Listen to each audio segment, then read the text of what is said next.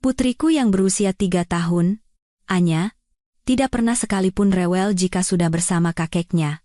Namun suatu hari, didorong rasa penasaran, saya diam-diam membuka pintu kamarnya dan seketika terduduk lemas di tempat. Pemandangan mengerikan yang terhampar di depan mata adalah penyebabnya. Nama saya Citra. Saya menganggap diri saya seorang ibu yang cukup modern, yang percaya bisa menyelesaikan semua masalah pengasuhan anak dengan pengetahuan dan kesabaran. Suami saya, Bima, juga seorang ayah yang luar biasa baik. Kami selalu bersama dalam perjalanan membesarkan putri pertama kami, Anya. Anya yang mungil adalah dunia kami. Di siang hari, putri kami benar-benar seorang malaikat. Dengan pipi tembam, mata bulat hitam legam, dan senyum yang bisa meluluhkan hati yang paling keras sekalipun. Tawa riangnya yang jernih memenuhi setiap sudut rumah mungil kami, menghapus semua lelah setelah kami pulang kerja.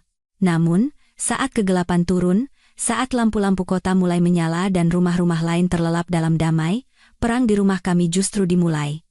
Malaikat kecil saya berubah menjadi iblis cilik. Iblis cilik yang bersenjatakan tangisan memilukan dan keras kepala yang mencapai puncaknya. Masalahnya sebenarnya sederhana. Ia tidak bisa tidur sendiri. Semua buku pengasuhan anak yang saya baca, semua saran dari para ahli di internet, dan nasihat dari teman-teman yang juga punya anak, semuanya menunjuk ke satu arah. Untuk menumbuhkan kemandirian anak, tidurkan ia sendiri sejak dini. Kami membeli ranjang bayi dari kayu yang cantik, dihiasi pita merah muda, dan memasang gantungan mainan berbentuk binatang-binatang lucu. Kami juga menciptakan ritual sebelum tidur yang sangat teliti. Pukul 7 malam, mandi air hangat dengan beberapa tetes minyak lavender. Pukul 7:30, memakai piyama kelinci favoritnya yang lembut. Pukul 8, minum segelas susu hangat. Dan terakhir, saya membacakan buku dongeng dengan suara lembut. Secara teori, ini adalah proses yang sempurna. Terlihat seperti jalan setapak berbunga menuju alam mimpi, tapi kenyataannya begitu kejam. Begitu punggungnya menyentuh kasur ranjang, ia langsung bangkit seolah-olah ada pegas di tubuhnya. Matanya yang tadi mulai terpejam tiba-tiba membelalak, dan bibir mungilnya bersiap untuk meledak dalam tangisan. Ketika saya mencoba meninggalkan kamar, isakannya berubah menjadi tangisan keras, dan ketika saya dengan tegas memunggunginya, sebuah paduan suara mengerikan pun dimulai. Suara tangisan yang begitu sedih dan penuh derita, seolah-olah ia sedang disiksa dengan kejam. Tangisan Anya memiliki kekuatan magis yang aneh. Ia menembus dinding, merasuki setiap sel saraf saya, dan meremas jantung saya. Mungkin para tetangga sudah terbiasa dengan suara itu, tapi kami tidak. Setiap malam, kami dihantui rasa bersalah, merasa seperti orang tua paling buruk di dunia. Akhirnya, metode ilmiah itu bangkrut, dan kami kembali ke cara primitif. Kami berdua, suami dan istri, bergantian menggendongnya sambil mondar-mandir di ruang tamu. Ruang tamu kami sempit, tak lebih dari 20 meter persegi, tapi setiap malam kami seolah berjalan berkilo-kilometer. Seperti alat tenun yang menenun kain tak terlihat bernama kelelahan dan ketidakberdayaan. Anya akan menyandarkan kepalanya di bahu saya atau bahu suami saya, sesekali mencari kehangatan dan membenamkan wajahnya lebih dalam. Kami bahkan tak berani duduk, begitu pantat kami menyentuh sofa, ia akan langsung menggeliat dan mulai merengek. Kami hanya terus berjalan tanpa henti, sampai berat tubuhnya di lengan kami terasa tak tertahankan lagi, sampai kedua kaki kami pegal dan pinggang kami serasa mau patah. Biasanya sekitar tengah malam atau pukul 1 atau 2 dini hari, saat kami sudah benar-benar kelelahan, barulah Anya tertidur. Tapi itu bukan akhir. Meletakkan anak itu ke ranjangnya adalah sebuah pertaruhan yang sangat menegangkan. Kami harus menahan napas dan bergerak sangat perlahan, seperti adegan gerak lambat dalam film. Suara sekecil apapun atau perubahan suhu yang tiba-tiba bisa membuat usaha berjam-jam menjadi sia-sia, dan ia akan membuka matanya lagi, mengulang siklus mimpi buruk itu. Kurang tidur yang terus-menerus mengubah kami menjadi bayangan yang berjalan. Suami saya, Bima, seorang insinyur sipil yang biasanya selalu rapi, kini pergi bekerja dengan mata sayu dan penampilan kuyu. Saya sendiri, seorang pegawai kantor, seringkali harus pergi ke kamar mandi untuk membasuh muka dengan air dingin agar tidak tertidur di atas keyboard. Pembicaraan kami hanya berkisar tentang tidur Anya. Tadi malam dia tidur jam berapa? Bagaimana kalau kita coba cara ini? Sayang, aku rasanya mau pingsan. Cinta kami pada Anya masih ada di sana, dalam dan tak berubah. Namun, cinta itu terbungkus oleh cangkang tebal bernama kelelahan, kejengkelan, dan sedikit rasa dendam. Kami mulai saling menyalahkan untuk hal-hal sepele. Rumah yang dulu penuh tawa kini diselimuti ketegangan yang berat. Malam-malam tanpa tidur itu tidak hanya menggerogoti kesehatan fisik kami, tetapi juga mental dan emosi kami. Perbedaan antara Anya di siang hari dan Anya di malam hari sungguh luar biasa, hampir tidak nyata. Jika seseorang hanya berkunjung ke rumah kami di siang hari, mereka pasti akan menyimpulkan bahwa kami adalah keluarga paling beruntung di dunia, karena telah mendapatkan putri yang begitu cantik dan penurut. Di pagi hari, saat sinar matahari pertama menyelinap melalui jendela, Anya adalah alarm kami. Ia tidak menangis keras, melainkan merangkak ke samping tempat tidur kami dan menepuk-nepuk pipi saya dengan tangan mungilnya, sambil berkata, "Mama, Mama." Dengan suara jernih seperti lonceng angin. Melihat senyumnya yang cerah, rasanya semua kelelahan semalam luluh lantak. Ia bisa bermain sendiri berjam-jam. Bermain dengan boneka-bonekanya sambil bicara sendiri, berperan sebagai guru, dokter, atau seorang ibu yang merawat bayi-bayi plastiknya. Ia sering menyenandungkan lagu anak-anak yang saya ajarkan, meskipun pelafalannya cadel, nadanya tidak pernah salah. Saat saya melakukan pekerjaan rumah, ia menjadi asisten yang hebat. Dengan sapu tangan kecil di tangannya, ia akan mengikuti saya kemana-mana, meniru setiap gerakan saya. Ia berpura-pura mengelap kaki meja dan kursi, yang pada akhirnya hanya membuat lebih berantakan, tetapi semangat dan kelucuannya membuat saya tidak bisa mengeluh. Saat makan pun, ia bisa makan sendiri dengan baik. Meskipun kadang-kadang menumpahkan makanan, ia selalu duduk manis di kursi makannya, menunggu disuapi atau dengan kikuk tapi penuh semangat menyendok makanannya sendiri. Dengan kakeknya, ia lebih manja lagi. Ia suka duduk di pangkuan kakeknya, mendengarkan cerita-cerita zaman dulu yang mungkin tidak menarik bagi anak-anak sekarang. Ia akan memainkan janggut putih kakeknya, bermain dengan kerutan di dahinya, dan tertawa cekikikan. Melihat momen-momen itu, hati saya dipenuhi kebahagiaan. Saya berjanji pada diri sendiri, selama ada saat-saat damai ini, saya rela menanggung penderitaan apapun. Namun, seperti hukum alam yang tak terbantahkan, saat matahari terbenam, sihir itu pun pudar. Cinderella saya kehilangan pesonanya, bukan sepatu kacanya. Begitu pukul 7 malam tiba, saat persiapan tidur dimulai, tombol iblisnya seolah menyala. Anak yang tadinya tertawa riang entah kemana, digantikan oleh anak yang penuh amarah dan rengekan. Segalanya bisa menjadi penyebab tangisan. Air mandi yang sedikit terlalu panas, ia menangis. Piyama kelinci hari itu tidak sesuai seleranya, ia menangis. Susu yang kurang manis, ia menangis. Saat di buku dongeng ada adegan serigala memakan nenek, ia menangis karena takut, seolah-olah semua inderanya menjadi ratusan kali lebih sensitif, dan kesabarannya menguap bersama sinar matahari. Ranjang bayi kayu yang kami beli dengan penuh harapan kini tak lebih dari sebuah penjara di matanya. Hanya dengan melihatnya saja, ia mulai meronta-ronta.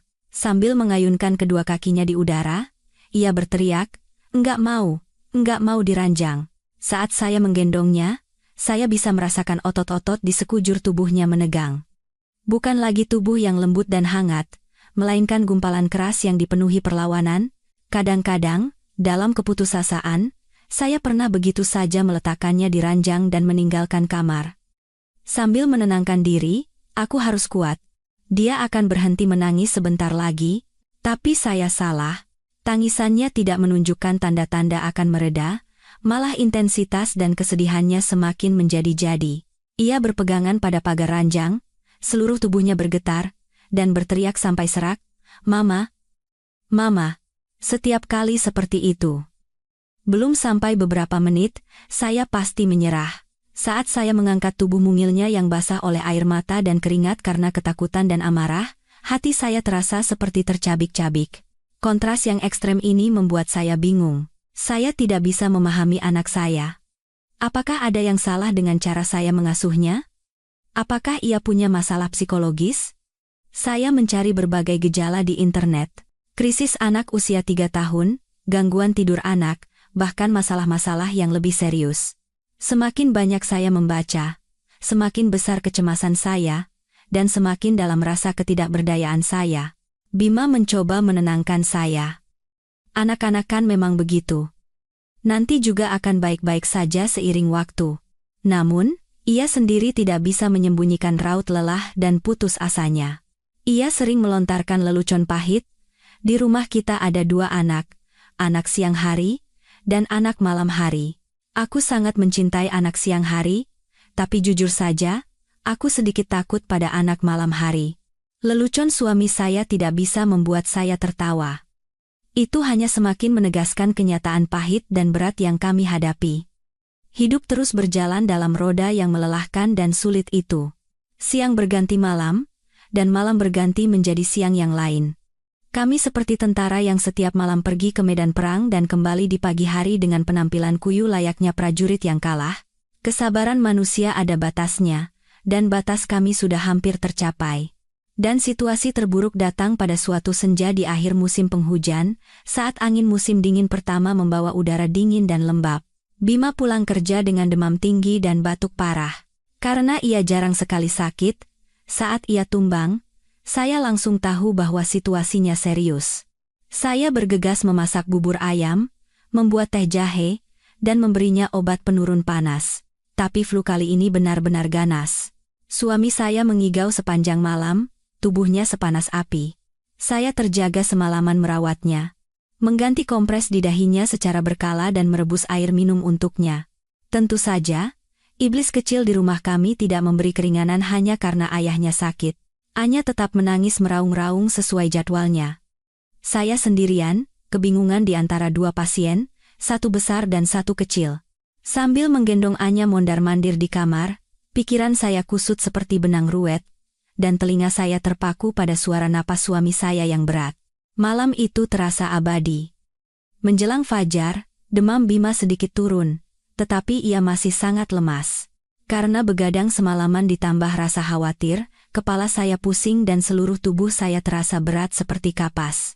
Saya memaksakan diri untuk bangun menyiapkan sarapan, tetapi saat turun dari tempat tidur, pusing itu menyerang. Pandangan saya menjadi gelap, dan saya langsung terduduk di lantai. Saya juga tertular flu, demam saya tidak setinggi Bima, tetapi disertai sakit kepala yang hebat dan nyeri otot yang membuat saya tidak punya tenaga sama sekali.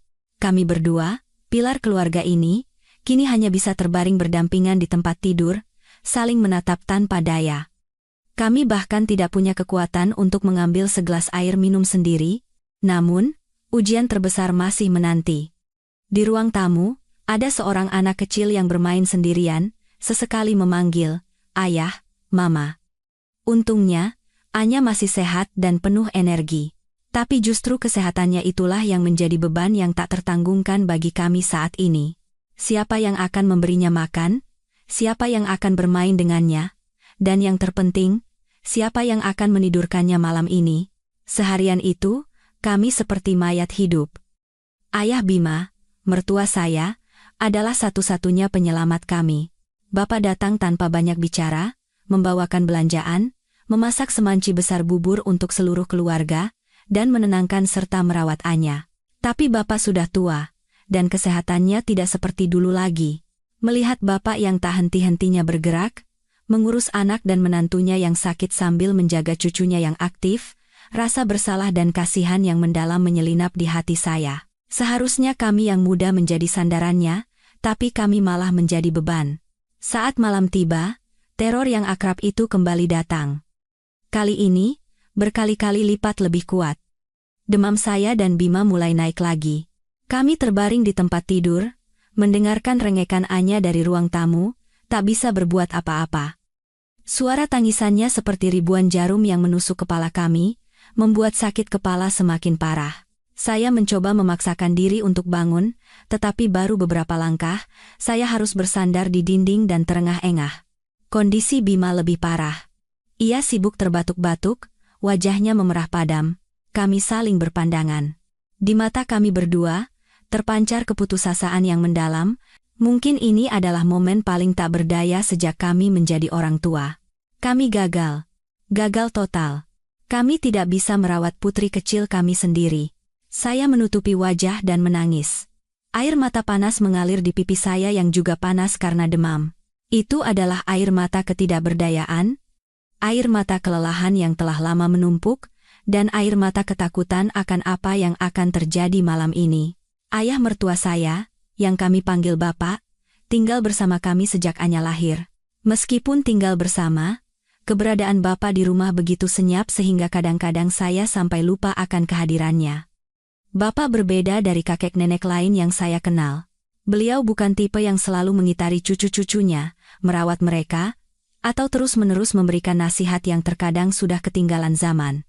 Bapak adalah orang yang pendiam, dan hampir tidak pernah berbicara.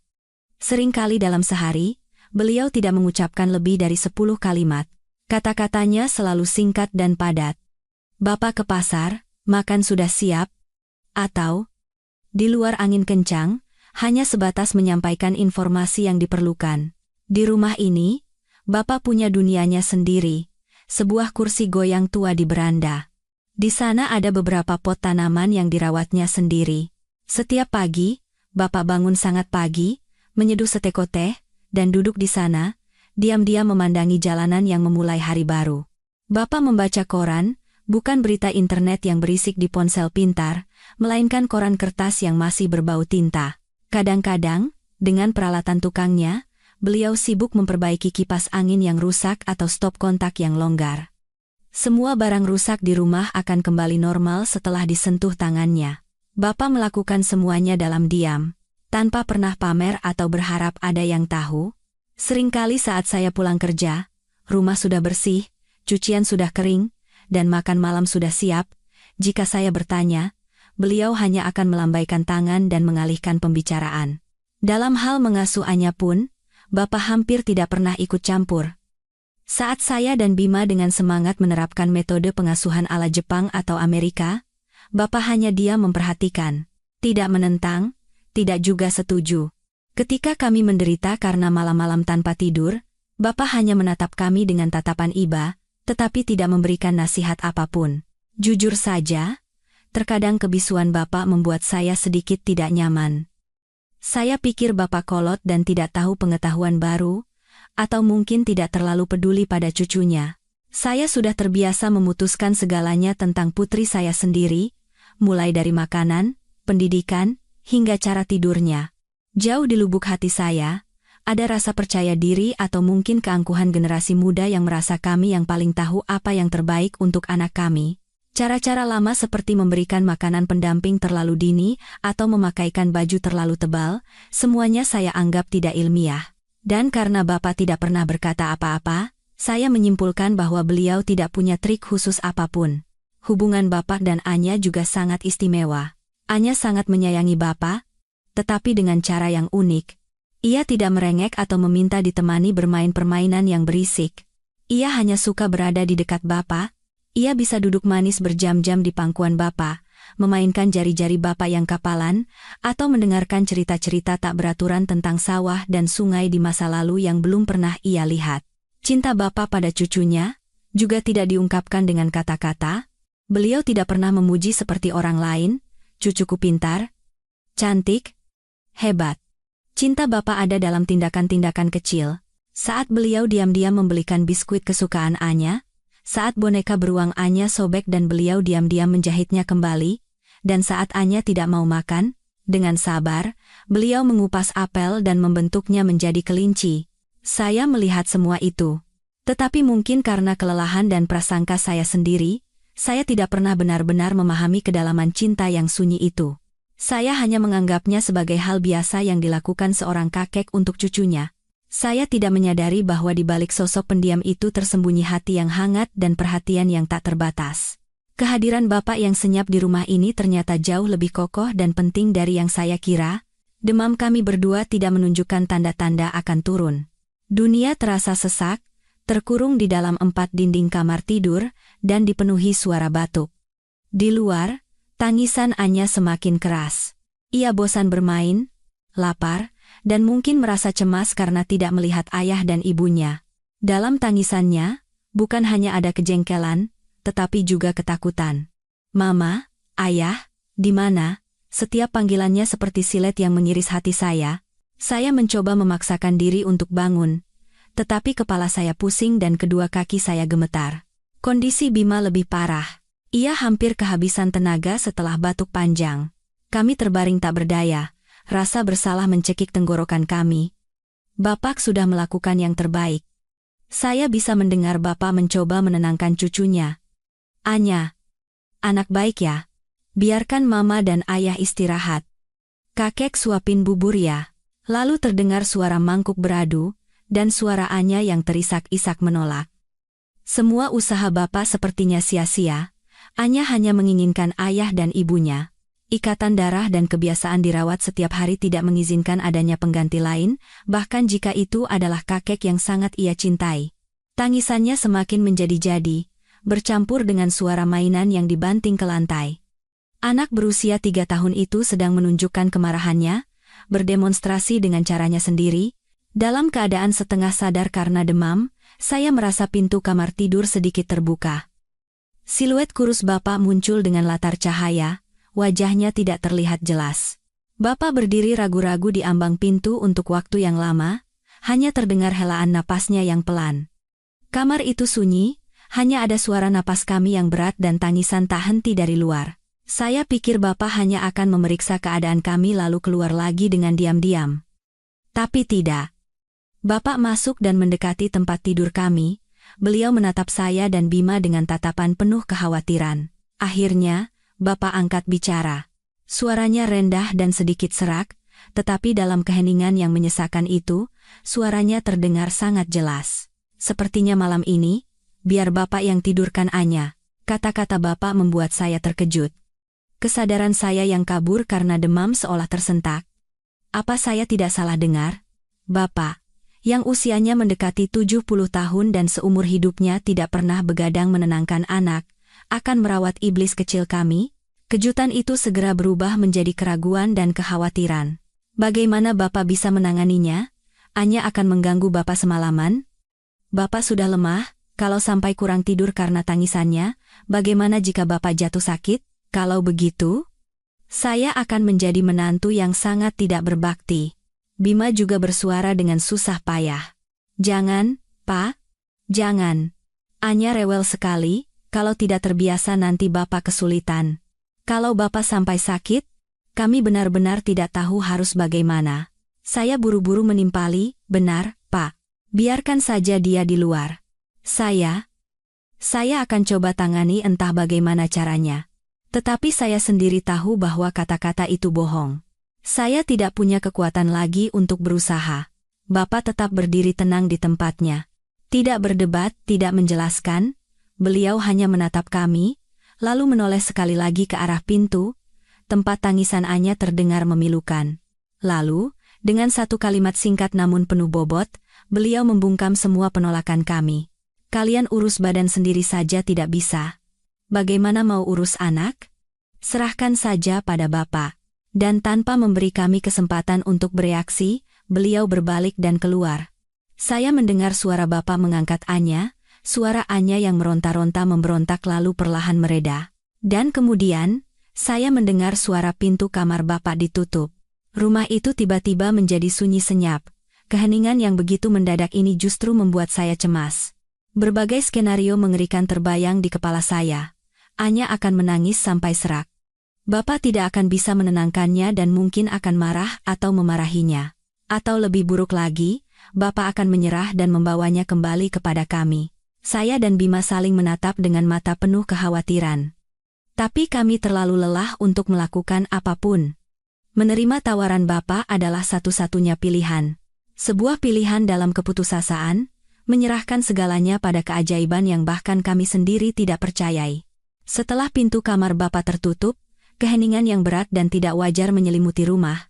Karena sudah terbiasa dengan tangisan Anya setiap malam, keheningan ini justru membuat saya cemas, bahkan takut. Saya berbaring di tempat tidur, menatap langit-langit dengan hampa, dan menajamkan telinga. Saya menunggu. Menunggu ledakan tangisan yang familiar itu merobek kedamaian palsu ini. 1 menit, 5 menit, 10 menit berlalu, tidak ada apa-apa. Hanya suara detak jam dinding, Desau angin samar di luar jendela, dan napas teratur Bima di samping saya. "Sayang, kamu dengar sesuatu?" bisik saya, memecah keheningan. Bima menggeliat dan berkata dengan suara serak karena batuk, "Tidak. Sepi sekali, aneh. Apa Anya ketiduran karena terlalu lelah? Atau, jangan-jangan ada apa-apa?" Kekhawatiran dalam diri saya mulai membesar. Anak yang menangis begitu hebat tidak mungkin tiba-tiba menjadi setenang ini. Pikiran bahwa ia mungkin dimarahi sampai takut untuk menangis, atau sesuatu yang lebih buruk terjadi, mulai menghantui saya. Imajinasi seorang ibu yang sedang sakit dan lelah mulai melukiskan gambaran-gambaran mengerikan. Saya membayangkan Bapak membentak Anya karena terlalu marah, dan Anya menjadi ketakutan. Atau mungkin Bapak menggunakan cara-cara lama yang tidak saya ketahui yang bisa melukai hati anak itu. Saya tidak tahan lagi. Saya bangkit dari tempat tidur. "Tidak bisa, aku harus melihatnya." Bima menahan lengan saya. "Sayang, kamu masih demam. Coba kita percaya saja pada Bapak. Bapak kan lebih menyayangi Anya daripada kita. Tidak mungkin beliau melakukan hal yang menyakitinya." Kata-kata Bima ada benarnya, tetapi tidak bisa meredakan kecemasan saya. Saya berbaring lagi, tetapi hati saya gelisah. Setiap beberapa menit, saya menoleh, menahan napas, dan memasang telinga. Keheningan terus berlanjut, bukan keheningan tidur nyenyak, melainkan seperti keheningan sebelum badai. Rasanya seisi rumah ikut menahan napas bersama saya, menunggu sesuatu. Saya melirik ponsel di kepala tempat tidur, memastikan nada deringnya diatur paling keras. Saya sudah siap mental, bahwa sebentar lagi Bapak akan menelepon atau mengetuk pintu, dan pasien yang familiar itu akan diserahkan kembali kepada kami. Tapi tidak ada telepon, tidak ada ketukan. Waktu berjalan lambat, 30 menit, 1 jam, lalu 2 jam berlalu. Akhirnya, demam dan kelelahan mengalahkan kekhawatiran. Kelopak mata saya terasa berat. Mungkin kata-kata Bima benar. Mungkin saya terlalu khawatir. Anya bisa saja tertidur karena lelah merengek seharian atau karena berada di tempat asing. Atau mungkin, Bapak benar-benar punya trik ajaib yang tidak kami ketahui. Apapun alasannya. Keheningan ini adalah hadiah yang sangat berharga bagi kami saat ini. Untuk pertama kalinya dalam berbulan-bulan, bahkan mungkin bertahun-tahun, saya berbaring di tempat tidur saya pada pukul 10 malam tanpa menggendong anak yang menangis. Saya bisa merasakan empuknya kasur dan hangatnya selimut. Tubuh saya yang pegal linu perlahan-lahan rileks. Sebelum terlelap dalam tidur yang dalam dan lelah, bayangan terakhir di benak saya adalah siluet kurus Bapak. Apa yang sedang beliau lakukan sekarang? Apakah beliau sedang tidur? Atau sedang terjaga semalaman mengawasi cucunya? Rasa bersalah yang samar menyelinap di hati, tetapi kantuk datang begitu cepat dan menghapus semua pikiran. Seluruh rumah terlelap dalam keheningan yang damai secara aneh. Sebuah malam yang damai yang telah lama kami dambakan, namun datang dalam situasi yang paling ironis dan tak terduga. Malam itu, kami berdua akhirnya bisa tidur nyenyak untuk pertama kalinya setelah sekian lama.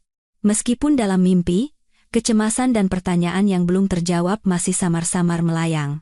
Tidur lelap yang disebabkan oleh kelelahan dan obat penurun panas memang memberikan istirahat yang sangat saya butuhkan, tetapi tidak sepenuhnya damai. Dalam mimpi, saya berjalan menyusuri koridor yang panjang dan gelap. Di kedua sisi, ada banyak pintu yang tampak sama. Dari balik salah satu pintu itu, saya mendengar isak tangis Anya. Saya panik dan mulai mencari pintu itu. Saya mencoba membuka setiap pintu, tetapi semuanya terkunci rapat. Suara tangisan Anya semakin menjauh dan memudar, hingga akhirnya hilang sama sekali. Dalam keputusasaan, saya memanggil namanya, tetapi hanya gemas suara saya yang kembali. Saya terbangun dengan jantung berdebar kencang. Punggung saya basah oleh keringat dingin. Di luar masih gelap gulita. Saya melihat jam, baru lewat pukul 3 dini hari. Rumah masih terlelap dalam keheningan mutlak. Keheningan ini, alih-alih menenangkan, kini justru semakin memperdalam kecemasan di dalam diri saya. Mimpi barusan terasa seperti pertanda buruk.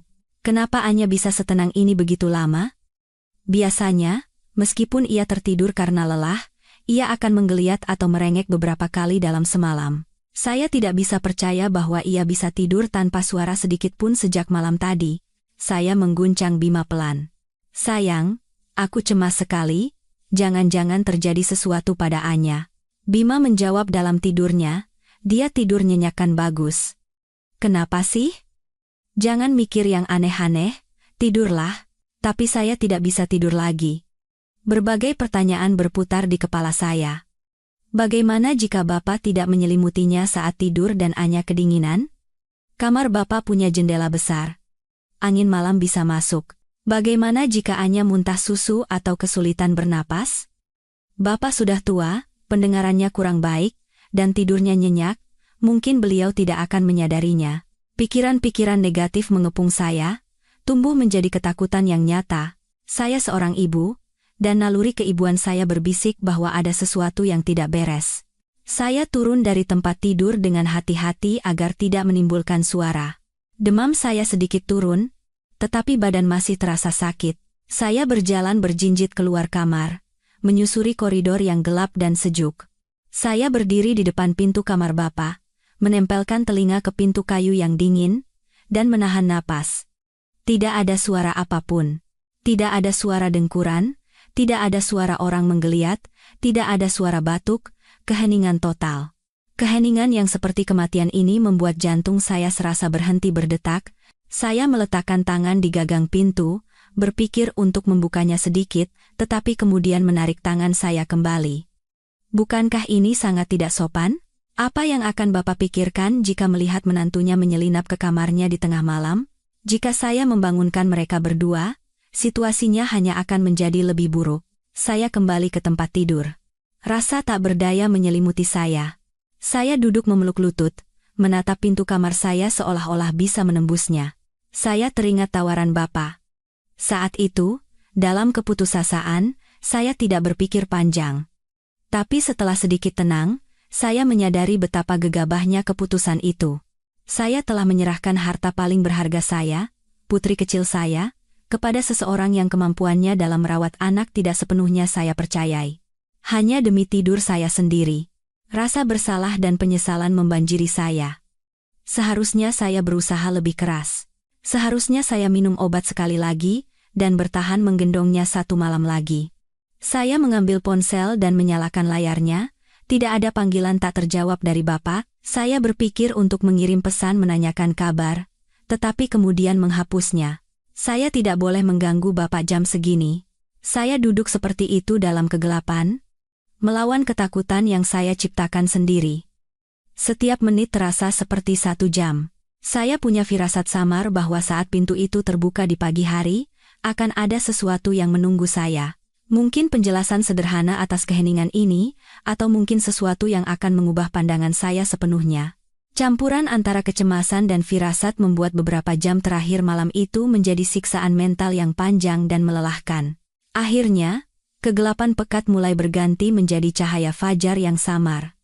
Sejak terbangun pukul 3, saya hampir tidak tidur sama sekali. Demam saya mulai naik lagi, tetapi pikiran saya anehnya jernih dan tegang.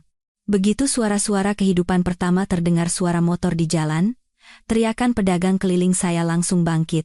Saya tidak bisa menunggu 1 menit pun lagi. Sayang, bangun. Kita harus ke kamar Bapak. Saya mengguncang Bima. Mungkin karena tidur nyenyak, Bima terlihat jauh lebih segar. Melihat ekspresi panik saya, ia pun bergegas bangun. Kami keluar kamar tanpa suara, berjinjit. Udara pagi terasa dingin, dan rumah masih sunyi. Jantung saya berdebar kencang, antara harapan dan ketakutan. Kami berdiri di depan pintu kamar Bapak. Bima menarik napas dalam-dalam, lalu mengetuk pintu dengan ringan. Pak, sudah bangun? Tidak ada jawaban. Ia mengetuk lagi, sedikit lebih keras. Masih hanya keheningan yang menakutkan. Saat itu, semua ketakutan dalam diri saya mencapai puncaknya. Tanpa ragu lagi, Bima memegang gagang pintu dan membukanya dengan hati-hati. Saat pintu berdiri terbuka, sebuah pemandangan terhampar di depan mata kami, pemandangan yang membuat kami berdua membeku di tempat. Kamar Bapak sangat sederhana. 1 tempat tidur, 1 lemari tua, dan 1 meja kecil.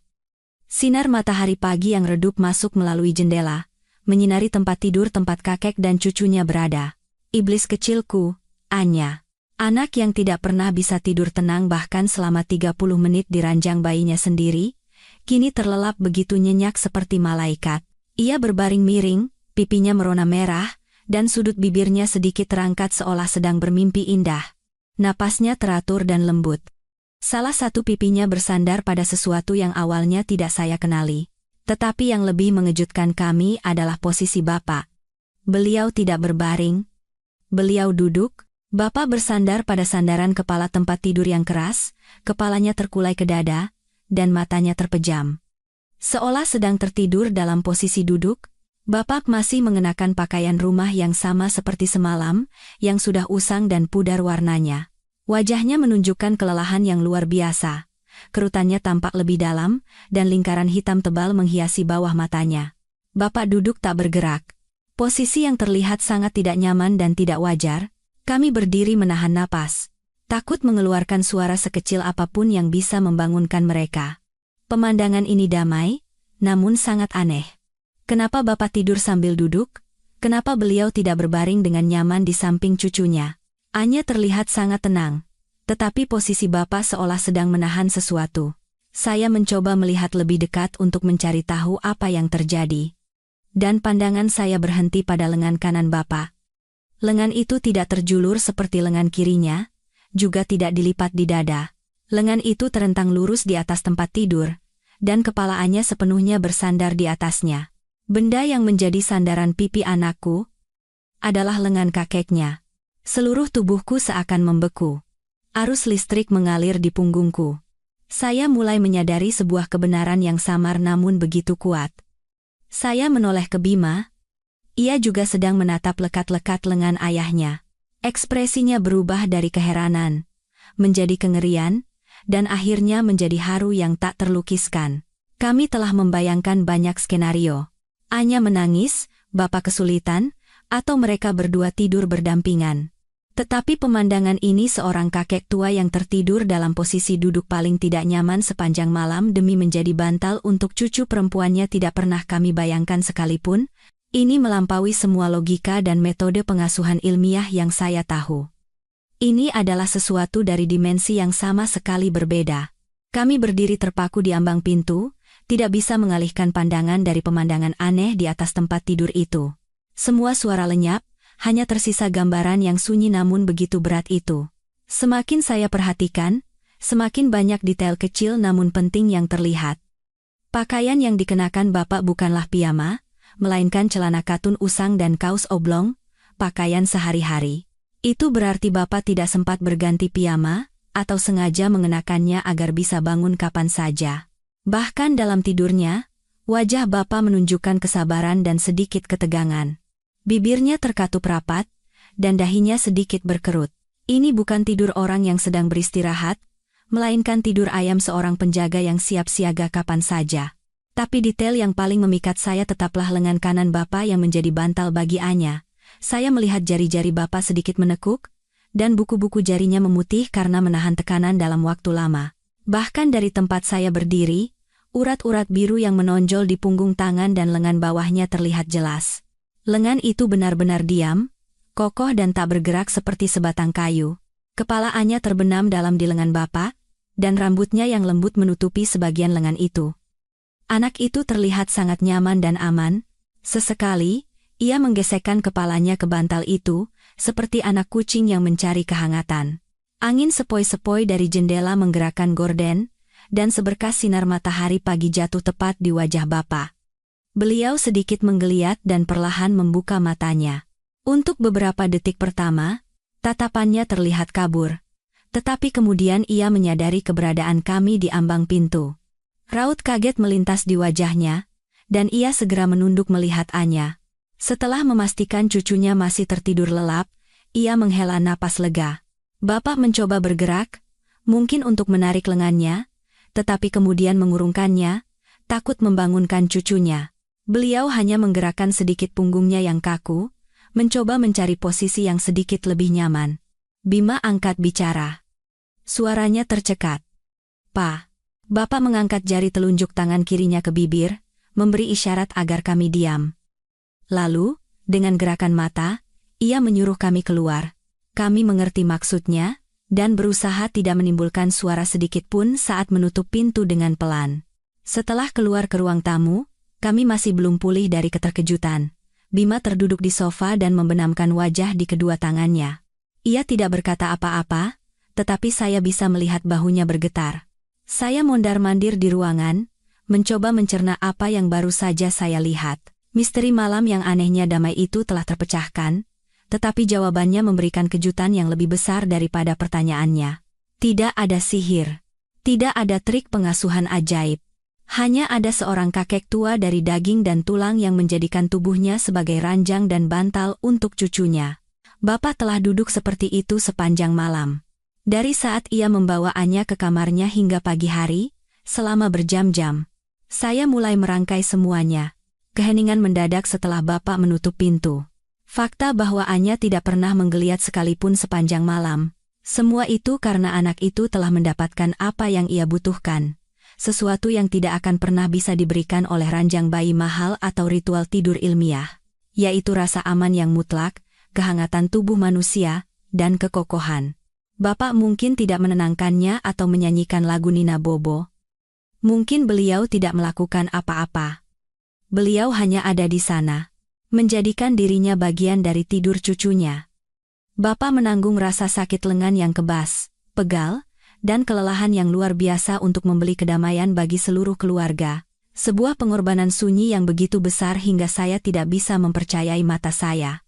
Dan kami, orang tua muda yang selalu bangga dengan pengetahuan dan cara-cara modern kami, tidak tahu apa-apa, malah dipenuhi kecurigaan dan kekhawatiran yang salah. Kebenaran ini seperti tamparan keras bagi keangkuhan saya. Saat berdiri di tengah ruang tamu, tiba-tiba sebuah ingatan lama melintas di benak saya. Sebuah kepingan kecil yang menjadi kunci dari semua cerita ini. Ingatan saat Anya baru berusia beberapa bulan, masih bayi, saat itu pun ia sangat rewel saat akan tidur. Saya pernah membaca di suatu tempat bahwa kontak kulit ke kulit memberikan rasa aman pada bayi dan membuatnya tidur nyenyak. Jadi, untuk beberapa malam pertama, saya menidurkannya di atas dada saya. Tapi posisi itu sangat berbahaya. Saya selalu takut akan menindihnya saat saya tertidur. Lalu saya menemukan satu hal. Anya akan tidur sangat nyenyak jika ia berbaring dengan bantal lengan saya atau lengan Bima. Ia akan membenamkan kepalanya di lekukan siku dan menggenggam erat lengan bawah orang dewasa dengan satu tangannya, lalu tertidur. Kami mempertahankan kebiasaan itu untuk sementara waktu, tapi itu benar-benar siksaan yang mengerikan. Lengan yang menjadi bantal itu akan cepat sekali mati rasa. Rasanya seperti digerayangi ribuan semut. Seluruh lengan menjadi berat dan kebas karena aliran darah tidak lancar. Saat ingin menarik lengan, kami harus melakukannya dengan sangat perlahan dan hati-hati selama puluhan menit. Dan jika bergerak sedikit saja terlalu kasar, Anya akan langsung terbangun dan menangis. Beberapa bulan kemudian, kedua lengan kami menderita nyeri kronis. Saya terkena sindrom lorong karpal, dan Bima mengalami peradangan otot. Kami harus menjalani fisioterapi, dan dokter memperingatkan bahwa jika kami tidak segera menghentikan kebiasaan itu, bisa terjadi kerusakan permanen pada lengan kami. Itulah alasan kami memutuskan untuk menidurkan Anya di ranjang bayinya. Kami pikir kami melakukan hal yang benar, demi kesehatan kami sendiri dan kemandirian anak. Kami mencoba menggantikan lengan kami dengan bantal empuk dan boneka binatang lucu, tapi kami melupakan satu hal. Atau sengaja mencoba melupakannya, bahwa yang diinginkan anak itu bukanlah kelembutan, melainkan sesuatu yang hidup. Ia membutuhkan kehangatan, detak kehidupan, dan rasa kokoh yang diberikan oleh lengan orang yang dicintainya, yang tidak bisa digantikan oleh apapun. Seluruh perang tidur selama 2 tahun terakhir, semua malam tanpa tidur, semua air mata dan kelelahan, ternyata berasal dari kebutuhan naluriah yang sederhana ini. Dan Bapak, entah bagaimana, mengetahuinya. Mungkin beliau telah lama mengamati cucunya dan menyadari kebiasaan ini. Atau mungkin itu hanyalah naluri orang dewasa yang syarat pengalaman hidup, naluri cinta yang begitu besar sehingga bisa merasakan apa yang dibutuhkan seorang anak. Saat kami, orang tuanya, menyerah karena rasa sakit dan lelah, seorang kakek tua dengan kesehatan yang menurun justru dengan rela menanggung siksaan itu. Bapak tidak hanya memberikan bantal lengan untuk cucunya, beliau melakukannya dalam posisi duduk. Posisi yang membuat rasa sakit dan kebas berkali-kali lipat lebih parah. Bapak menjadikan dirinya bantal hidup. Bantal yang tidak pernah menggeliat, tidak pernah mengeluh, hanya diam-diam menanggung rasa sakit. Saat menyadari kebenaran ini, rasa sakit yang tak terlukiskan menusuk dada saya. Bukan sakit fisik karena penyakit, melainkan sakit yang datang dari lubuk jiwa. Saya sedih memikirkan pengorbanan Bapak. Saya sedih memikirkan kepolosan putri saya. Ia hanya mencari rasa aman, tidak tahu bahwa ia menyakiti kakek yang sangat dicintainya. Dan yang terpenting, saya sedih atas ketidakpedulian saya sendiri.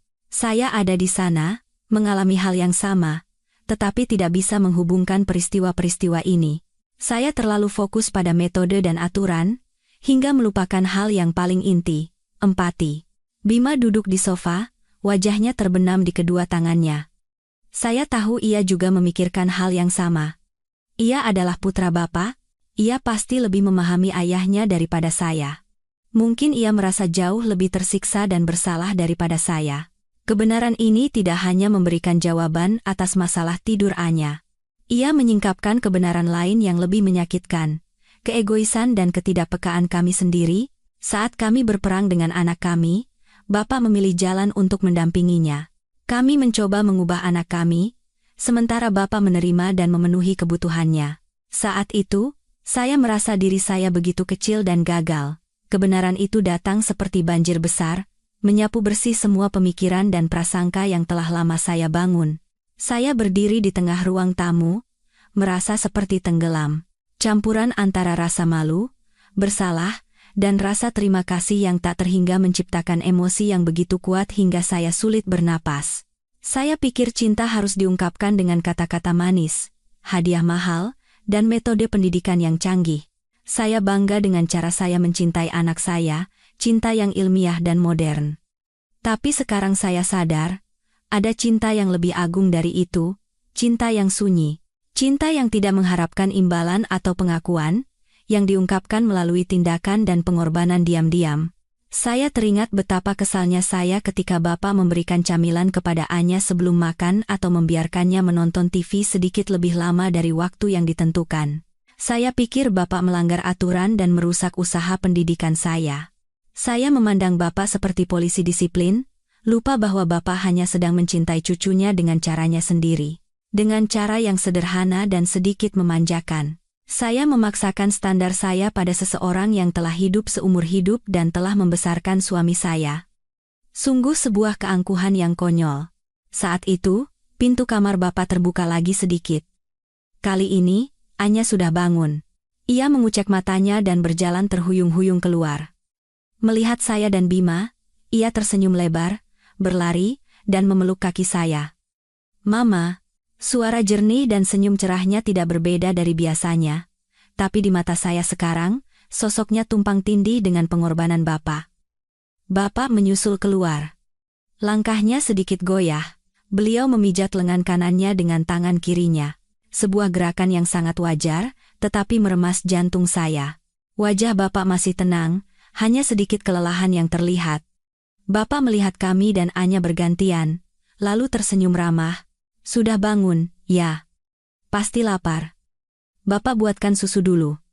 Bapak berkata dengan suara seperti biasa, seolah tidak terjadi apa-apa. Saat Bapak hendak berbalik, Bima bergegas bangkit dan mendekatinya. "Pak, duduk saja, istirahat. Biar saya yang buat." Suara Bima hampir pecah. Ia memapah bahu ayahnya dan mendudukkannya di sofa. Bapak tampak sedikit terkejut dengan tindakan putranya. Sambil melambaikan tangan, beliau berkata, "Tidak apa-apa. Cuma duduk sebentar saja kok." Sebentar bagi Bapak adalah malam yang panjang, penuh dengan rasa sakit dan kebas. Mendengar kata-kata Bapak, saya tidak tahan lagi. Air mata panas mulai mengalir di pipi saya, bukan karena sedih, bukan juga karena bahagia. Saya menangis karena haru, terima kasih, dan rasa malu. Air mata yang meledak saat saya menyadari bahwa keajaiban yang selama ini saya cari tidak ada di buku pengasuhan anak atau para ahli manapun. Keajaiban itu ada di rumah saya sendiri, dalam wujud seorang kakek tua yang pendiam. Cinta tanpa syarat dari Bapak adalah keajaiban terbesar. Keajaiban yang tidak berisik atau mencolok, tetapi memiliki kekuatan untuk menenangkan anak yang menangis dan membangkitkan kembali sebuah keluarga yang diambang kelelahan.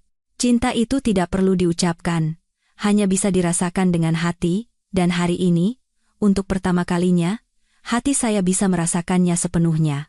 Sepanjang hari itu, kepala saya dipenuhi emosi yang campur aduk. Demam saya masih ada, tetapi rasa bersalah di hati saya beberapa kali lipat lebih panas. Saya duduk di tempat tidur, memandangi ruang tamu. Anya sedang bermain dengan gembira bersama kakeknya. Ia polos, seolah tidak terjadi apa-apa. Ia tidak tahu penderitaan apa yang telah kakeknya alami untuknya semalam. Mungkin itu lebih baik. Tapi sebagai ibu yang menyaksikan semuanya, hati saya sama sekali tidak tenang. Hari ini, setiap gerakan Bapak terasa seperti jarum di hati saya. Saya melihat Bapak sesekali memijat bahu dan lengan kanannya dengan tangan kirinya. Saya juga melihatnya tanpa sadar meringis saat mencoba mengangkat tangannya tinggi-tinggi untuk mengambil mainan cucunya. Jelas sekali, lengan Bapak sangat sakit, sisa dari malam yang panjang dan tak bergerak itu. Tapi setiap kali saya bertanya, "Pak, tidak apa-apa?" Bapak hanya tersenyum dan melambaikan tangan, "Tidak apa-apa. Sudah tua memang begini, kadang-kadang linu." Bapak sedang berbohong. Berusaha menyembunyikan pengorbanannya agar kami tidak khawatir atau merasa bersalah. Keluhuran hatinya itu membuat saya merasa semakin kecil dan egois. Saya teringat saat-saat di mana saya marah dan kesal pada suami saya hanya karena ia tertidur sejenak saat giliran jaga. Saya juga teringat saat-saat di mana saya menyalahkan anak saya, dalam hati mengeluh mengapa ia begitu sulit dan rewel. Saya hanya memikirkan kelelahan dan rasa sakit saya sendiri. Saya menganggapnya sebagai beban. Tapi Bapak, dengan rela memikul beban itu tanpa sepatah kata pun keluhan. Bagi Bapak, itu bukan beban, melainkan cinta. Rasa malu terbesar datang dari ketidaktahuan dan ketidakpedulian saya terhadap orang yang telah melahirkan suami saya. Saya tinggal satu atap dengan Bapak, makan di meja yang sama, tetapi tidak pernah benar-benar memahaminya. Saya melabeli Bapak sebagai orang yang ketinggalan zaman dan sulit didekati, dan mengizinkan diri saya untuk mengabaikan pendapat atau perasaannya. Saya tidak pernah meluangkan waktu untuk berbicara dan bertanya tentang masa lalunya, tentang kesulitan yang mungkin beliau alami saat membesarkan Bima. Saya hanya melihat seorang lelaki tua yang pendiam dan kesepian, tidak menyadari bahwa di balik kebisuan itu tersembunyi harta karun berupa pengalaman hidup, kesabaran, dan cinta mendalam yang tidak ditunjukkan. Wajah saya memanas saat teringat saat-saat kami berbisik-bisik mengeluhkan malam-malam tanpa tidur kami, sementara Bapak ada di dekat kami. Beliau pasti mendengar semuanya. Beliau pasti menyaksikan ketidakberdayaan dan kelelahan kami. Tawaran Bapak bukanlah tindakan impulsif. Itu adalah hasil dari pengamatan dan empati yang panjang. Bapak tahu harga diri orang muda seperti kami, jadi beliau tidak menyalahkan atau menasihati. Sebaliknya, beliau memilih tindakan sunyi yang lebih kuat dari ribuan kata. Saat makan siang, ketika Bima sedang memasak di dapur, saya menghampirinya. "Sayang," kata saya ragu-ragu, aku merasa seperti menantu yang sangat jahat." Bima mematikan kompor dan berbalik, tatapannya juga berat. "Aku juga sama. Kita terlalu cuek pada Bapak. Aku yang salah karena terlalu memaksakan metode dari buku." Lanjut saya dengan suara penuh penyesalan. "Aku hanya mencoba membuat anak kita menjadi anak dari buku, lupa bahwa ia adalah manusia nyata dengan kebutuhannya sendiri. Dan, aku tidak menghormati Bapak." Bima memeluk saya. "Ini bukan salahmu sendiri, aku juga sama. Kita terlalu sibuk dengan kehidupan kita sendiri sampai melupakan orang paling berharga yang ada di samping kita. Hari ini, Bapak telah memberi kita pelajaran yang sangat besar. Sebagai seorang ibu, sebagai seorang menantu, hati saya dipenuhi campuran rumit antara cinta, rasa terima kasih, dan penyesalan yang mendalam. Saya tahu permintaan maaf dengan kata-kata saja tidak cukup, perubahan harus dimulai dari lubuk hati, dari tindakan. Pelajaran yang Bapak berikan kepada saya bukanlah trik menidurkan anak. Itu adalah pelajaran tentang cinta, pengorbanan, dan bagaimana seharusnya kita hidup. Dan saya sadar, mulai hari ini, saya harus belajar semuanya dari awal." Setelah badai emosi hari itu berlalu dan kesehatan kami berangsur pulih, hati kami telah berubah selamanya. Rumah tetap sama, tetapi saya mulai melihat segalanya melalui lensa yang berbeda. Lensa rasa hormat dan empati. Saya tidak lagi menganggap ayah mertua saya sebagai bayangan yang pendiam, sebagai bagian yang wajar dari perabotan rumah.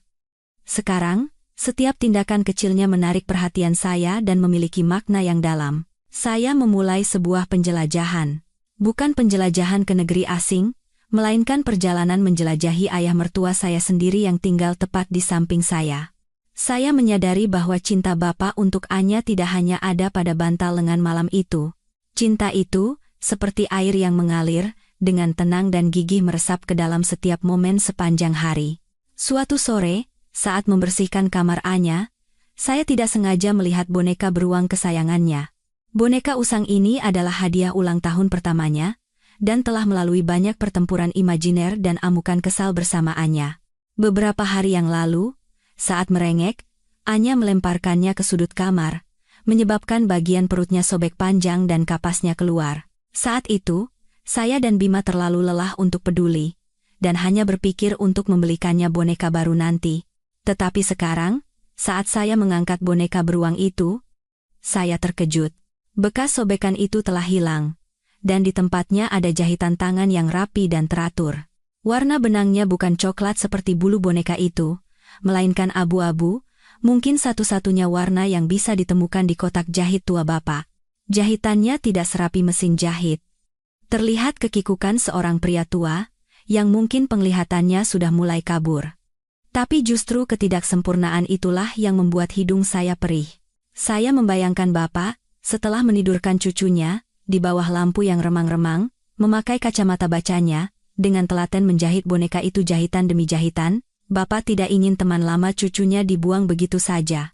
Beliau ingin menyambungkannya kembali, sama seperti beliau yang diam-diam sedang menjahit kedamaian keluarga kami. Saya menemukan lebih banyak lagi.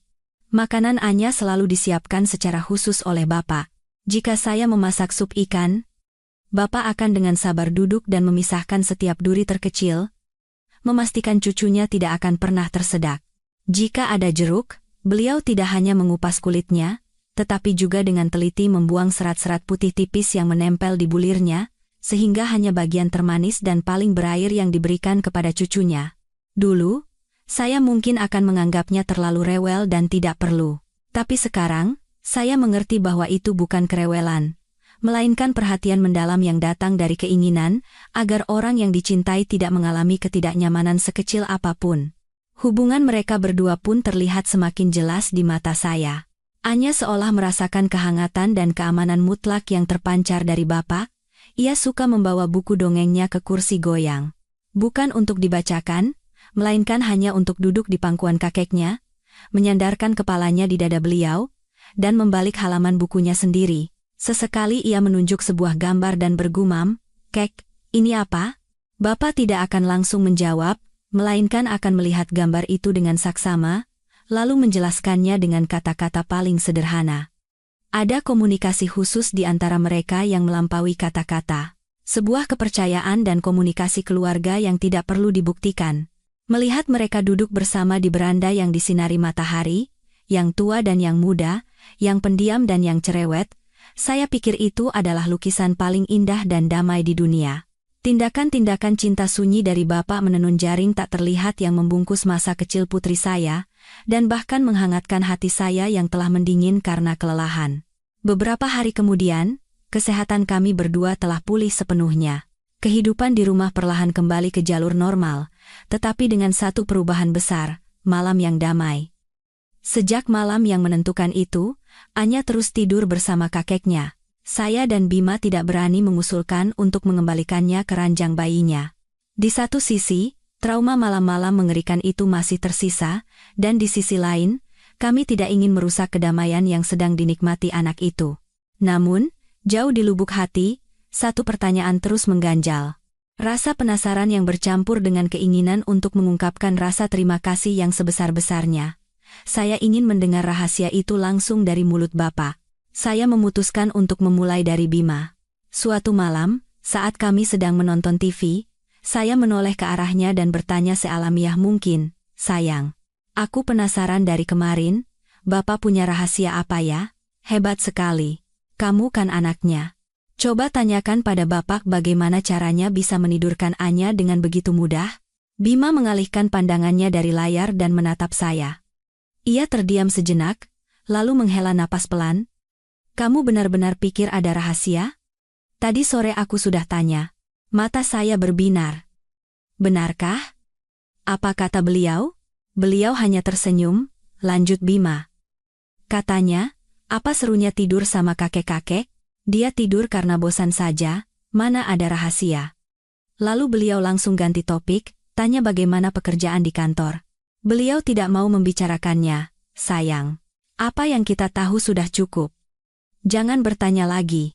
Saya sedikit kecewa dengan jawaban Bima, tetapi sekaligus lebih memahami karakter ayah mertua saya. Bapak tidak ingin mendapatkan pengakuan atas jasanya. Tapi saya tidak menyerah. Mungkin Bima bertanya dengan cara yang salah, pikir saya. Biar saya coba. Keesokan harinya, saya memilih waktu ketika Bapak sedang sendirian di beranda menyirami tanamannya. Saya membawakannya secangkir teh hangat. Pak, minum teh hangat dulu. Cuaca mulai dingin, Bapak harus jaga kesehatan. Bapak menerima cangkir teh itu, mengangguk, dan tersenyum. Terima kasih nak. Bapak sudah biasa dengan cuaca begini. Saya duduk di kursi kecil di sebelahnya, ragu-ragu sejenak, lalu masuk ke pokok pembicaraan dengan suara lembut dan tulus. Pak, terima kasih banyak sudah membantu kami beberapa hari terakhir ini. Anya jadi penurut sekali tidur sama Bapak. Kami senang sekali. Apa Bapak bisa ajarkan rahasianya pada kami? Supaya nanti kami bisa menidurkannya dengan cara itu. Jadi Bapak tidak perlu repot-repot lagi. Bapak menyeruput tehnya. Matanya masih menatap ke kejauhan. Beliau tidak melihat saya. Tetapi saya tahu beliau mendengarkan. Setelah hening sejenak, Bapak menjawab dengan pelan. Suaranya tetap tenang. Rahasia apa? Mungkin karena dia lelah habis sakit dan tempat tidurnya baru, jadi dia tidur saja. Lagi pula, kalau ada kakek neneknya, anak-anak merasa aman, jadi tidurnya lebih nyenyak. Dulu waktu Bapak besarkan Bima juga begitu. Bapak dengan cerdik mengubah rahasia pribadinya menjadi pengalaman umum generasi sebelumnya. Beliau tidak menyinggung sedikit pun tentang lengannya yang kebas atau malam-malam yang beliau lalui tanpa tidur. Jawaban Bapak seringan bulu, tetapi membangun sebuah dinding tak terlihat. Dinding yang menghalangi saya untuk masuk lebih dalam ke pengorbanannya. Bapak tidak ingin ada yang menyentuhnya, memberinya nama, atau menganalisisnya. Karena bagi Bapak, itu bukan pengorbanan untuk dipuji, melainkan hanya cinta. Pertanyaan-pertanyaan saya tidak mendapatkan jawaban yang saya cari, tetapi justru kebisuan dan pengelakan itulah yang menjadi jawaban paling jelas. Itu menunjukkan kepada saya kerendahan hati yang tak terbatas dan cinta yang paling murni.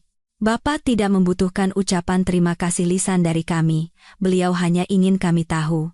Saya menyadari bahwa tindakan saya yang terus bertanya justru bisa menjadi gangguan. Rahasia itu mungkin harus dijaga, bukan untuk disembunyikan, tetapi untuk dihormati kesunyiannya. Saya tidak menemukan trik, tetapi saya menemukan sesuatu yang jauh lebih berharga, rasa hormat yang mendalam terhadap ayah mertua saya.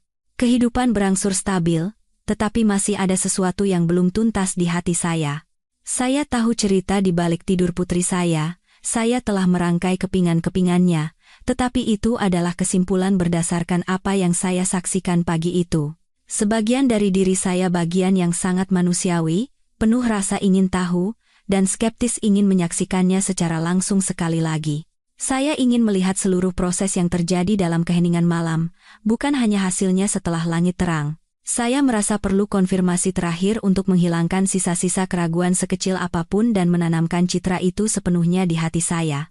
Kesempatan itu datang pada suatu malam akhir pekan. Bima ada proyek mendesak di kantor dan harus pulang larut malam. Di rumah hanya ada saya, Bapak, dan Anya. Setelah makan malam, saya memutuskan bahwa sudah waktunya untuk mengembalikan Anya ke ranjang bayinya. Kami tidak bisa selamanya bergantung pada Bapak. Kesehatan Bapak adalah yang utama. Saya memulai kembali ritual tidur yang sudah familiar. Mandi, ganti baju, minum susu, baca buku. Anya tampak lebih kooperatif dari biasanya. Saya memupuk sedikit harapan, tapi tidak. Begitu saya meletakkannya di ranjang, tombol iblis itu menyala lagi. Tangisan yang familiar merobek keheningan malam. Saya mencoba menenangkan, menepuk-nepuk, menyanyikan Nina Bobo, tetapi semua usaha sia-sia. Anya berpegangan pada pagar ranjang, dan menangis memanggil kakeknya. "Kakek!" Jantung saya serasa diremas. Anak itu sudah terbiasa dengan keamanan di sisi kakeknya, dan sekarang ia merasa ditinggalkan. Saat saya hampir menyerah, pintu terbuka sedikit. Bapak berdiri di sana, ekspresinya tetap tenang. Tanpa berkata apa-apa, beliau masuk dan mengangkat Anya yang meronta-ronta. Seperti sihir, Anya langsung berhenti menangis. Ia membenamkan kepalanya di bahu kakeknya, dan melingkarkan kedua lengannya erat di leher beliau seperti koala kecil. Bapak menatap saya, tidak ada celaan di matanya, hanya pengertian. "Biar bapak yang jaga, kamu istirahat saja. Besok harus kerja, kan?" Lalu, beliau membawa Anya ke kamarnya. Pintu kamar bapak tertutup, dan sekali lagi, rumah menjadi sunyi. Tapi malam ini, saya tidak beristirahat. Malam ini adalah malam pencerahan. Saya telah memutuskan. Saya harus tahu, saya harus melihatnya sendiri.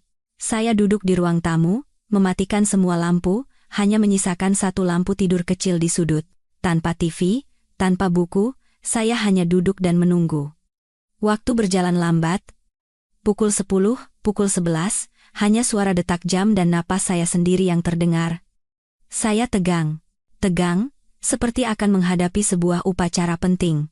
Saat jam menunjukkan pukul 12 malam, saya tahu waktunya telah tiba. Saya diam-diam melepas sandal saya, berjalan tanpa alas kaki di lantai yang dingin agar tidak menimbulkan suara. Langkah demi langkah, saya menuju kamar bapak. Koridor gelap gulita, hanya diterangi cahaya bulan samar dari jendela. Jantung saya berdetak semakin cepat. Bukan karena takut, melainkan rasa hormat, seolah akan memasuki tempat suci. Saya berdiri di depan pintu kamar bapak, menempelkan telinga. Dari dalam, hanya terdengar napas putri saya yang teratur dan samar. Ia sudah tertidur lelap, saya menarik napas dalam-dalam, dan meletakkan tangan saya yang gemetar di gagang pintu. Saya memutarnya sangat perlahan agar tidak berbunyi klik. Pintu terbuka, celah kecil yang cukup untuk mengintip ke dalam. Malam ini, saya akan menjadi saksi bisu dari cinta yang sunyi.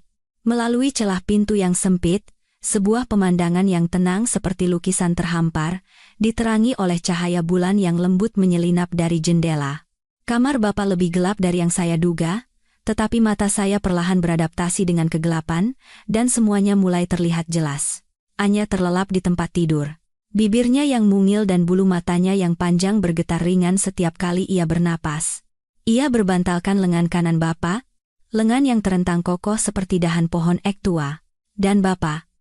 Beliau duduk persis dalam posisi yang sama seperti yang saya lihat pada pagi yang menentukan itu. Punggungnya tegak bersandar pada sandaran kepala tempat tidur kayu yang keras, tanpa bantal apapun. Masih dengan pakaian rumahnya, kepalanya terkulai ke dada, seolah tertidur karena kelelahan.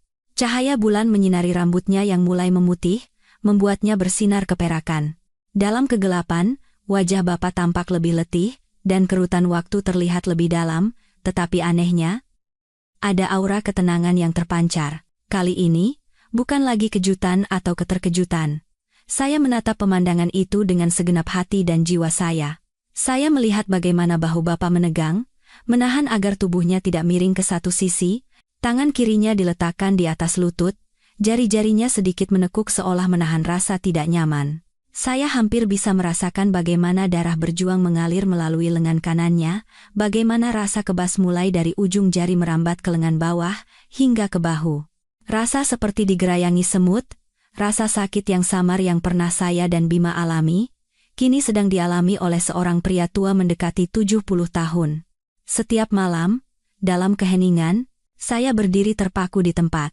Tanpa sadar, air mata mengalir membasahi pipi, tetapi saya tidak berani mengeluarkan isakan sekecil apapun. Saya tidak ingin merusak momen sakral ini. Ini bukan lagi seorang kakek yang menjaga cucunya. Ini adalah sebuah monumen cinta dan pengorbanan. Bapak telah menjadikan tubuhnya yang tua dan lelah sebagai benteng yang kokoh, sebagai tempat peristirahatan yang damai bagi cucu perempuannya. Di dalam benteng itu, tidak ada tangisan, tidak ada ketakutan, hanya ada mimpi-mimpi manis. Angin sepoi-sepoi bertiup, menggerakkan gorden, dan cahaya bulan menerangi wajah Anya lebih terang. Ia menggeliat dan membenamkan dirinya lebih dalam ke lengan kakeknya. Secara refleks, tubuh Bapak sedikit tersentak, tetapi lengan kanannya tetap sama sekali tidak bergerak. Beliau takut gerakan sekecil apapun akan mengganggu tidur cucunya. Bapak sedang berjuang melawan refleks alami tubuhnya, melawan kantuk, dan melawan rasa sakit. Hanya untuk menjaga bantal hidup itu tetap tenang. Saya telah mendapatkan jawaban yang saya cari. Jawaban yang tidak diucapkan, tetapi lebih kuat dari penjelasan apapun. Sosok seorang kakek yang duduk tegak di tengah malam, menidurkan cucunya dengan lengannya yang kebas. Citra ini akan terpatri selamanya di hati saya. Untuk mengingatkan saya seumur hidup tentang keagungan cinta yang sunyi dan pengorbanan tanpa pamrih. Dengan tangan yang masih gemetar, saya menutup pintu dengan pelan. Saya berbalik dan berjalan pergi, tetapi hati saya tertinggal di kamar itu, di samping kakek dan cucunya. Malam ini, bukan hanya putri saya, tetapi juga jiwa saya yang telah lama dilanda badai, akhirnya menemukan kedamaian. Setelah kembali ke kamar, saya tidak langsung tidur. Saya duduk di dekat jendela, memandangi langit malam yang berbintang, dan merenungkan apa yang baru saja saya saksikan. Malam pencerahan itu tidak hanya memberi saya konfirmasi fakta, ia mengubah saya dari lubuk keberadaan saya yang paling dalam. Sebelumnya, saya melihat dunia melalui lensa rasionalitas, melalui logika hitam putih yang saya pelajari dari buku. Menidurkan anak sendiri itu benar, menggendong dan memanjakannya itu salah. Saya meragukan, bahkan sedikit meremehkan, kebisuan ayah mertua saya sebagai ekspresi ketidakpedulian kuno. Sekarang, semua pikiran dan prasangka negatif itu lenyap seperti kabut pagi. Pencerahan yang saya dapatkan bukan hanya sekadar tahu apa yang Bapak lakukan, tetapi memahami mengapa beliau melakukannya. Bapak melakukannya bukan karena tidak tahu cara-cara modern. Beliau melakukannya karena cintanya tidak mengenal syarat dan aturan. Itu adalah aliran alami.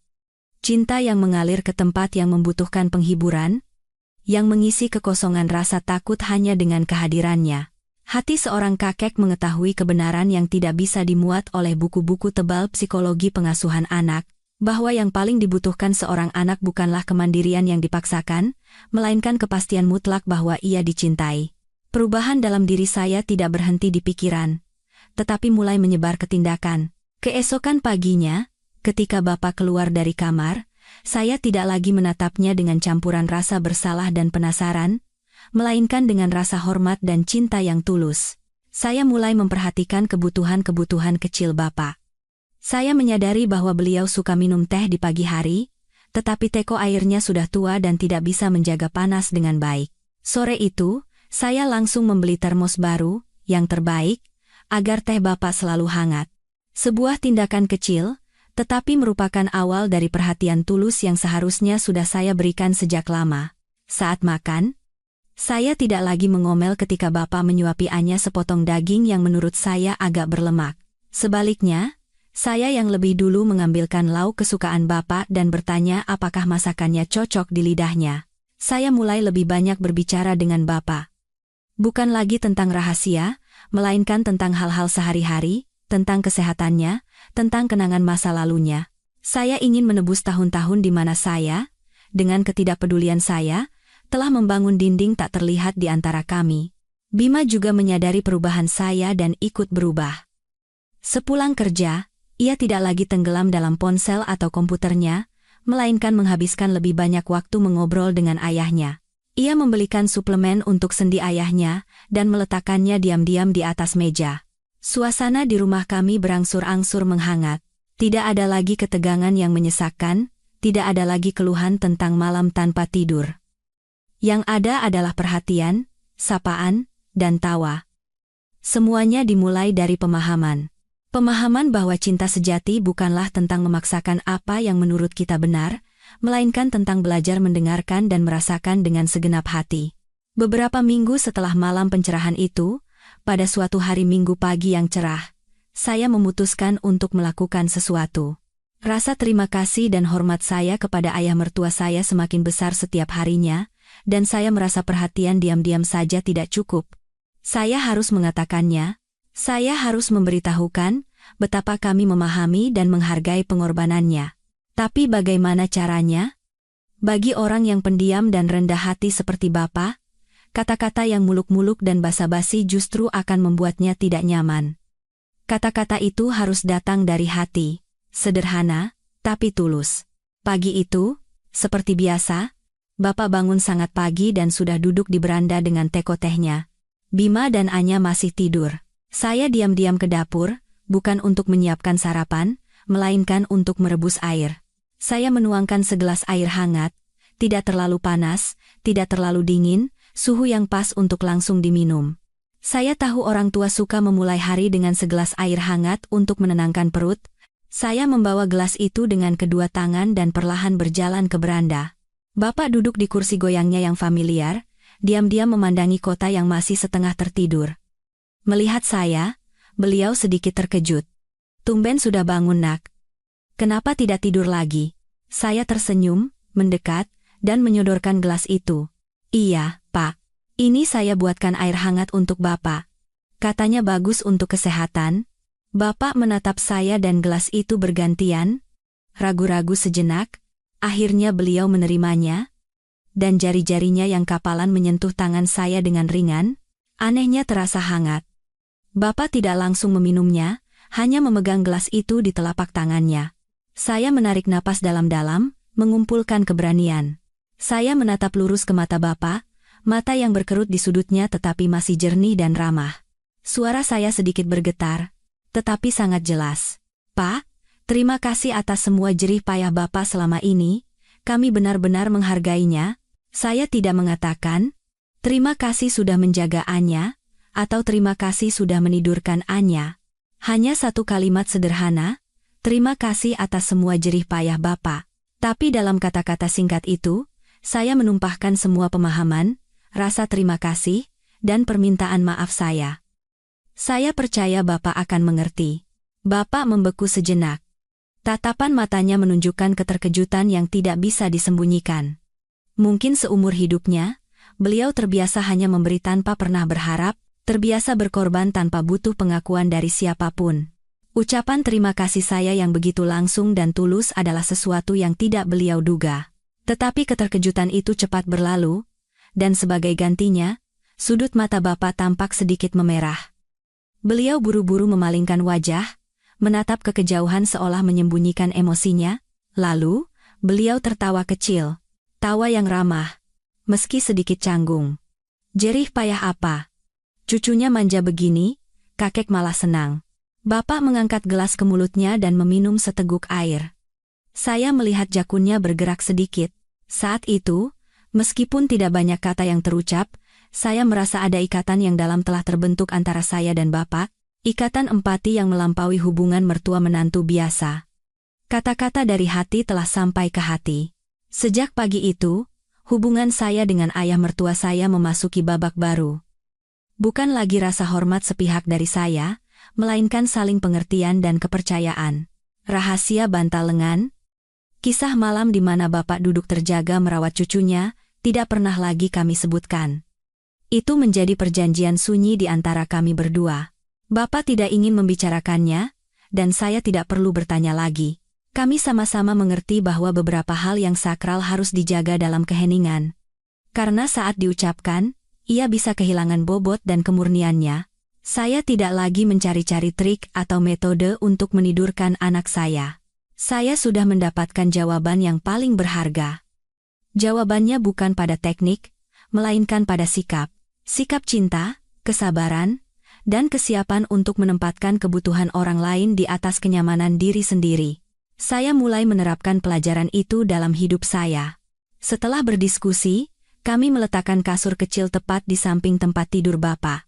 Malam hari, Anya tetap tidur dengan kakeknya, tetapi alih-alih membiarkan Bapak duduk semalaman, kami membujuknya untuk berbaring di kasur itu bersama cucunya. Awalnya Bapak menolak, khawatir jika berbaring, ia akan tertidur dan tidak bisa menjaga cucunya. Tapi saya berkata, "Bapak istirahat saja berbaring. Cukup sediakan lengannya saja." Hati kami sakit sekali melihat Bapak duduk begitu semalaman. Mungkin merasakan ketulusan kami, Bapak setuju. Lengan kanan Bapak masih menjadi bantal tak tergantikan bagi Anya, tetapi setidaknya punggung tuanya bisa beristirahat. Perlahan-lahan, kami mulai mencoba cara lain. Saya menyadari bahwa yang dibutuhkan anak itu bukan hanya lengan kakeknya, melainkan rasa aman sebelum tidur. Setiap malam, sebelum Anya masuk tidur dengan kakeknya, saya dan Bima ikut masuk. Kami duduk di sampingnya. Satu orang mengelus punggungnya, yang lain menceritakan dongeng singkat. Kami menciptakan suasana hangat yang penuh cinta. Lambat laun, ketergantungan Anya pada bantal lengan itu berkurang. Beberapa malam, hanya dengan memegang jari kakeknya saja ia sudah merasa tenang dan tertidur. Rahasia tidur Anya bukan lagi masalah yang harus dipecahkan atau beban. Ia telah menjadi pelajaran yang menyakitkan sekaligus kenangan indah tentang cinta dalam keluarga. Saya mencari jalan pintas, trik untuk lepas dari kerepotan. Tapi pada akhirnya, saya belajar bahwa tidak ada jalan pintas dalam cinta. Cinta membutuhkan pengorbanan, kesabaran, dan yang terpenting, empati. Rahasia sang kakek tersimpan, bukan dalam kebisuan yang canggung, melainkan dalam rasa hormat yang mendalam. Ia menjadi lentera yang menerangi jalan saya ke depan, sebagai seorang ibu dan sebagai seorang menantu. Cinta sunyi ayah mertua saya, seperti kerikil kecil yang dilemparkan ke danau yang tenang, menciptakan riak-riak yang menjangkau seluruh keluarga dan mengubah segalanya. Rumah kami tidak hanya diisi dengan malam yang damai, tetapi juga lebih banyak tawa dan kehangatan. Pengorbanan Bapak tidak hanya menyelesaikan masalah Anya. Ia juga telah menambal retakan-retakan tak terlihat dalam hubungan kami yang timbul akibat kelelahan dan tekanan hidup modern. Saya dan Bima belajar untuk lebih menghargai satu sama lain, dan yang terpenting, belajar merawat ayah kami. Kami tidak lagi menganggap Bapak sebagai seseorang yang membantu pekerjaan rumah. Kami menganggapnya sebagai pilar spiritual, jantung keluarga kami. Di akhir pekan, alih-alih mencari hiburan di luar, kami lebih sering di rumah, merawat tanaman bersama Bapak, mendengarkan cerita-cerita masa lalunya. Bima membelikan kursi pijat agar ayahnya yang lelah bisa beristirahat.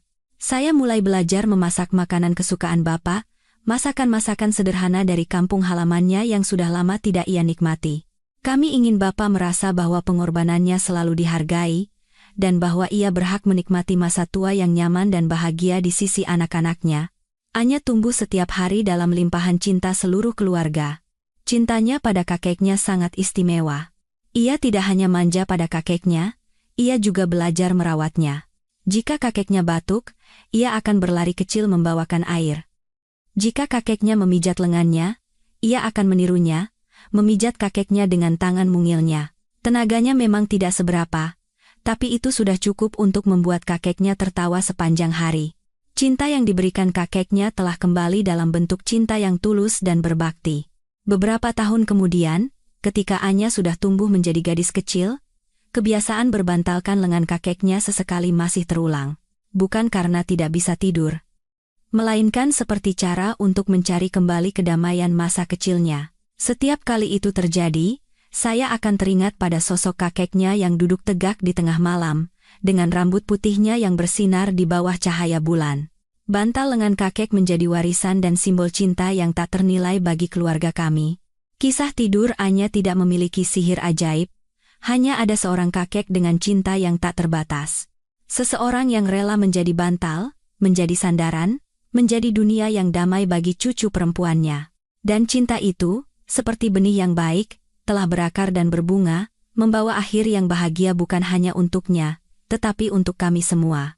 Bapa memberikan pengorbanan sunyi, dan menerima kembali hal yang paling berharga, rasa hormat, cinta, dan sebuah rumah yang selalu hangat oleh kebersamaan keluarga.